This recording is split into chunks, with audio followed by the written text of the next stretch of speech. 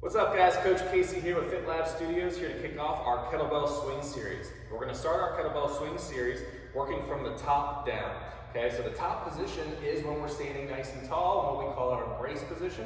And then we're going to talk about how we generate power to get into that position through our hinge. So today we're going to start off with our bracing technique. So this is when we finish through our hips and we're standing nice and tall. So in my bracing, my head is going to be nice and tall, so I have a neutral spine. My shoulders are going to be packed down. My arms are going to be relaxed here because they will be holding the belt and they need to move freely. My glutes will be squeezed, rib cage slightly pulling down, quads lifting the kneecaps, and my feet gripping through the ground. So to practice this technique, we're just going to go into a plank. The only difference is my arms will be tight here. So I'm having my head in a neutral position, shoulders packed, rib cage down, squeezing my glutes and quads, and my toes are gripping the ground.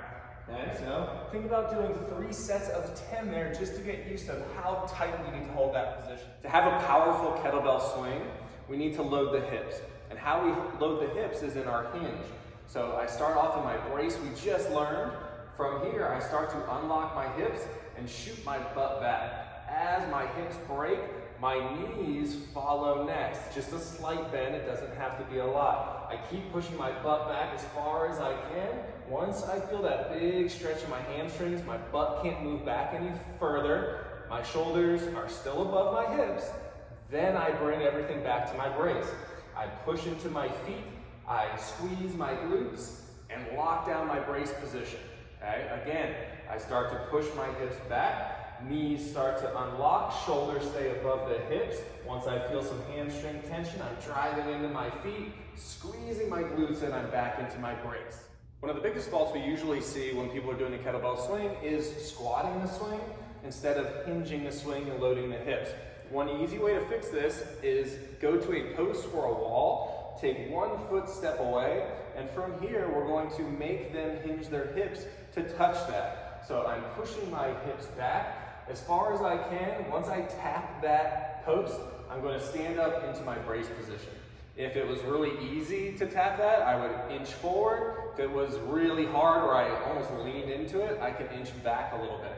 So we want to find that exact spot where you're finding that big hamstring tension that we talked about earlier, so that you can find where the bottom of your kettlebell swing will be and then rep that out for maybe 2 or 3 sets of 10.